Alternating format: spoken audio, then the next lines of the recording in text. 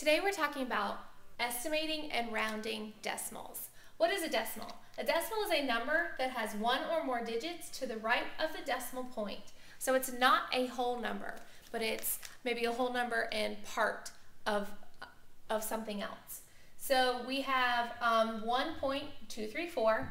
The 1 represents the ones place, the 2 is in the tenths place, the 3 is in the hundredths place, and the 4 is in the thousandths place.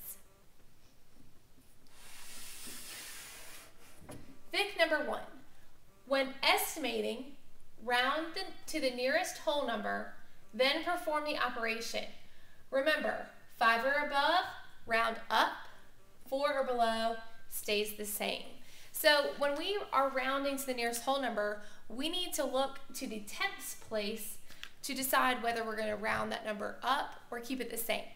So here are some examples. 4.627. We need to look in the tenths place to decide if we're going to round the 4 up to a 5 or keep it a 4. In this problem, the tenths place has the digit 6. So 6 is above 5, so we're changing the 4 to a 5. Number 2, 9.112. We need to look at the 1 that's in the tenths place. 1 is below the number 4, so we keep the 9 a 9. Number 3, 10.543. We need to look in the tenths place. There's a 5 in the tenths place, so remember when it's 5 or above, we go ahead and change the 10 to an 11. Sometimes those catchy phrases, 5 or above, give it a shove, 4 or below, let it go. So you could use those catchy phrases to help you with rounding and estimating. And the last one, 212.459. And a lot of people get confused. There's a 4, 5. Some people want to believe that the 5 rounds the 4 to a 5, which will also round the 212 to 213. And it doesn't work that way. We only are allowed to look at the tenths place when we're rounding to the nearest whole number. So these other two numbers really do not take part when we round this number. We're only looking at the 4. The 4 is telling us to keep the 212 just 212. So we are going to estimate to find each sum or difference.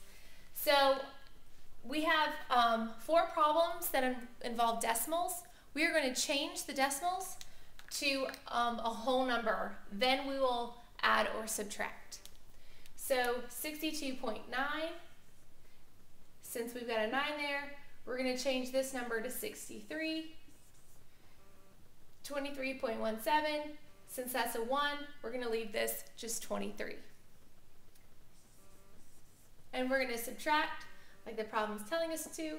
3 take away 3 is 0. 6 take away 2 is 4.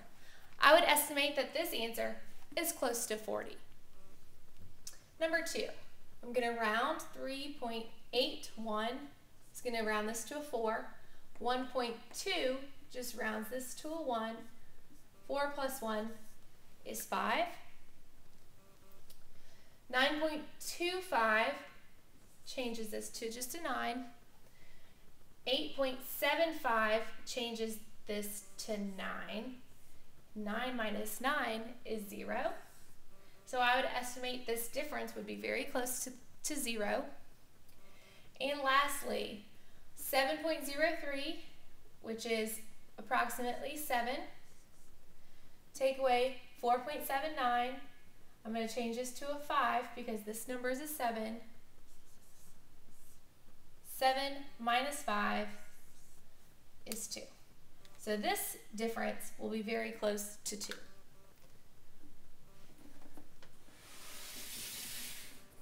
Okay, here we have a word problem. Amy had $15 to buy a CD. The CD was $12.95 and the tax was 65 cents. About how much money did Amy have left? So this is an important word here, about. Anytime you see the word about in your word problem, you're going to estimate. The directions tell us to estimate, but in case there's no directions there to tell you to estimate, this is your key word that will remind you, hey, let's just estimate here. So I'm going to take $12.95, and because that's a 9, I'm going to round this to 13. So she spent $13 and approximately another $1. So she's spending $14. But is that what my question's asking? No. My question is asking how much she had left. So if she started with $15, she spent $14, she has about $1 left.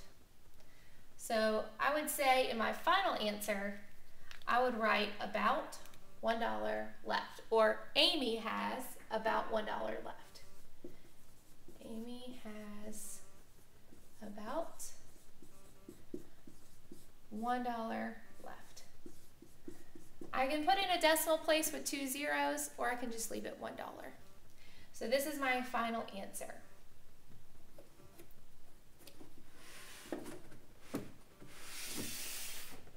Why don't you take what you learned today and answer this question?